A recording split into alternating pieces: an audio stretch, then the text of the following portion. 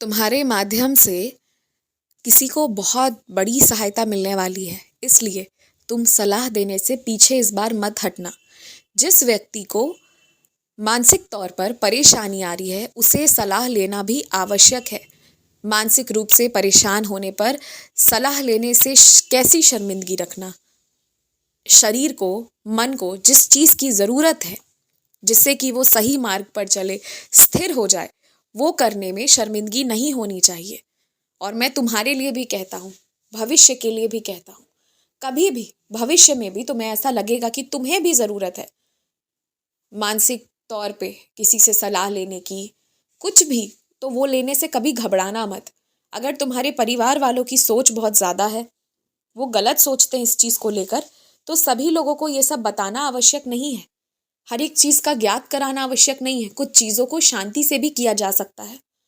और इसलिए मैं अपने सारे बच्चों से कहता हूँ कि तुम मेरी सच्चरित्र का पारायण करो, और पारायण करते वक्त खूब ध्यान से पारायण करो।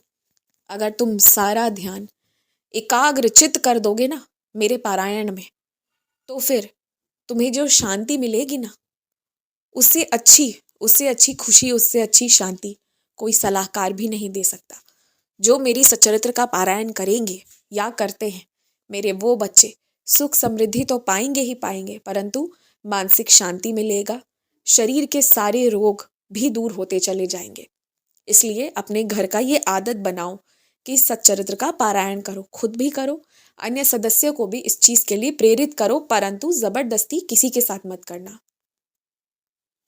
जो व्यक्ति सामर्थ्यवान है, अगर तुम उसे कोई चीज दे रहे हो बिना कुछ कीमत लिए, तो वो तुम दान नहीं कर रहे हो, वो तुम उसे उपहार दे रहे हो। उपहार करने में और दान करने में फर्क होता है।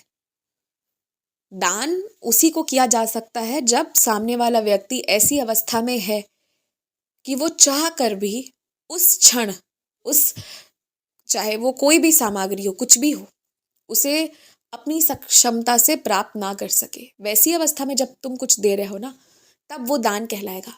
परंतु जिसके पास 100 चीज़ें हैं, उसमें तुम एक और चीज़ बढ़ा रहे हो देकर, जो वो व्यक्ति उस वक्त खुद भी जाकर ले सकता था, कोई मुश्किल बात नहीं थी, तो वहां पर उपहार दे रहे हो।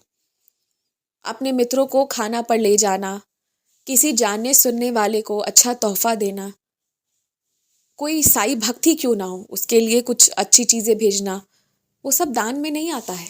दान और उपहार में एक फ़र्क है, जो तुम समझो।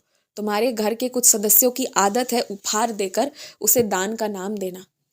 उपहार देना अलग बात है, उससे जिसको खुशी मिलती है तो आशीर्वाद मिलता है। मैं ये नहीं कहता कि उपहार देना गलत है, मैं ये कभी नहीं कह रहा कि उपहार देना गलत है या वो तुम कर रहे हो तो वो सेवा नहीं, वो भी एक तरह की सेवा है, परंतु दान करना उससे ज़्यादा बड़ी सेवा है, और उसमें भी अन्नदान सर्वश्रेष्ठ है। ये तुम समझ लो।